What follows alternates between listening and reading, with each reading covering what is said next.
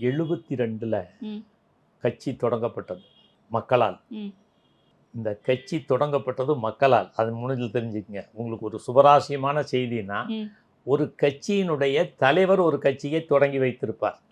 ஒரு கட்சி குழுவாக தலைவர்கள் கூடி அந்த கட்சியை தோற்றுவித்திருப்பார்கள். ம் ஆனால் அதிமுக மக்களால் தோற்றுவிக்கப்பட்டது, எம்ஜிஆர் ரசிகர்களால் தோற்றுவிக்கப்பட்டது. ம். இந்த உண்மை, இந்த பெருமை, சிறப்பு வேறு எந்த அரசியல் கட்சிக்கும் தமிழ்நாட்டின் வரலாற்றில் கிடையாது. ம் மக்களால்.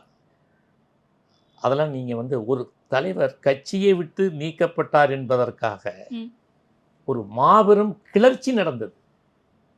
மக்கள் ஆங்காங்கே எல்லா இடங்களிலும் தமிழகம் முழுக்க ம் பட்டி தொட்டி எங்கும் சாலை மறியல், வாகன மறியல்.